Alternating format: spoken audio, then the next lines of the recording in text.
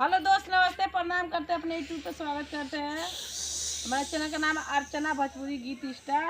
और देखिए हम लोग एगो मेला, दुर्गा जी का मेला है, वो इसी पर के गीत है, हम लोग नाच के माध्यम से गाने जा रहे हैं। अगर आप लोग के अच्छा लगी तो ज़्यादा ज़्यादा शेयर करिए, प्यार दीजिए, इतना प्यार दुलार।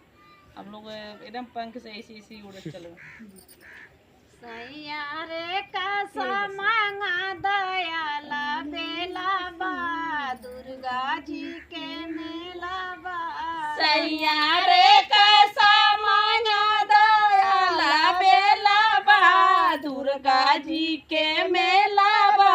सैया रे कैसा मांगा दयाला बेला बा दुर्गा जी के मेला बा। सैया रे कैसा मांगा दयाला बेला बा दुर्गा जी के मेला बा। मन करेला लाल चुनरी पहने के दुर्गा जी के देखे रे मन करे लाल की चुनरी पहने के दुर्गा जी के देखे के ना। मन करेला लाल चुनरी पहने के दुर्गा जी के देखे हमारे मन करे लाल की चुनरी पहने के दुर्गा जी के देखे के ना।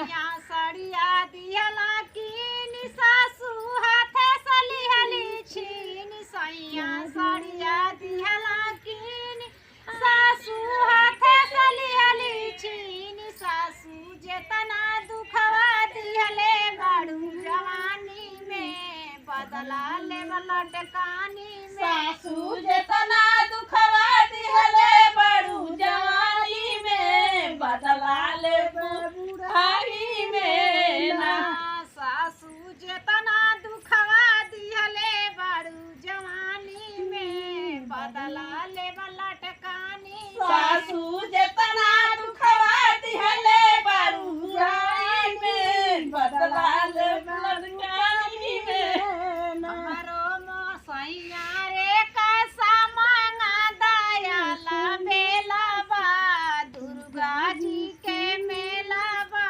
सैया रे कैसा मांगा दयाला बेला बा दुर्गा जी के मेला बा। सैया रे कैसा मांगा दयाला बेला बा दुर्गा जी के मेला बा।